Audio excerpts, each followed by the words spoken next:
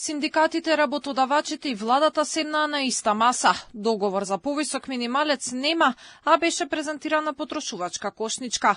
Седницата ја отвори премиерот Мицкоски, кој посочи дека е добро што има различни ставови по одредени прашања и порача дека диалогот треба да продолжи. Кога постои волја, постои пат. А волјата тука денес ја има и од наша страна и од страна на социјалните партнери.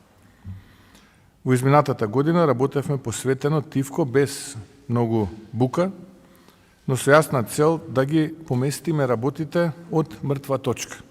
И тоа веќе се гледа, да речеме некои од статистичките параметри. Во мај нето и бруто платите порасна во просек за 11%. Предлогот за 500 евра минималец беше ставен дополнително на дневен ред на барање од ССМ, а владата ја прифати дискусијата. Иако синдикалците велат дека сакаат повисока плата, превирањата меѓу нив продолжуваат, а сите гледаат различна причина зошто нема договор за минималецот. Работодавачите за жал сметаат дека нема простор за зголемување на минималната плата во Македонија, сметаат дека доволно ги плаќаат работниците и сметаат дека работниците не се продуктивни. Колку не плаќаат, толку сме им продуктивни. Колку повеќе не плаќаат, толку повеќе ќе им бидеме продуктивни.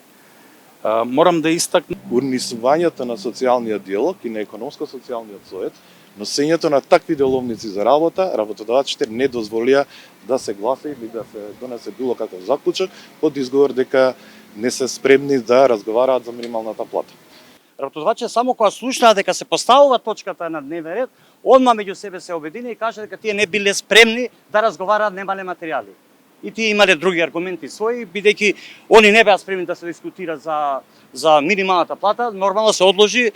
Работодавачите пак велат дека растот на платите мора да ја следи продуктивност. Во спротивно, малите и средните бизнеси нема да можат да издржат, а дополнително постои ризик да се подгрее инфлацијата. Зборуваме за намалена продуктивност, намалена работна активност, а тие се двигатели на сите економски развој и економски напредок на една држава, особено ова е многу сензитивно за малите и за средните компании кои нема да можат да издржат зголемување на минималната плата, а повторно ќе напоменам дека мора да ги поттикнеме вредните и продуктивните работници. До следната седница ќе се чекаат и предлозите и забелешките за новата методологија на потрошувачка кошничка која ќе ја пресметува државата.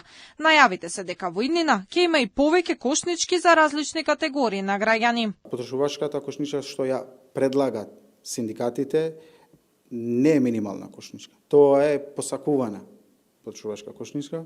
Нивната предлог кошничка излегува некаде во средина на месецот, некаде во 15, каде што не ги зема сите податоци или сите информации до крајот на месецот. Владата во неколку наврати упати порака дека доколку се договорат синдикатите и работодавачите, нема проблем со покачување на минималецот.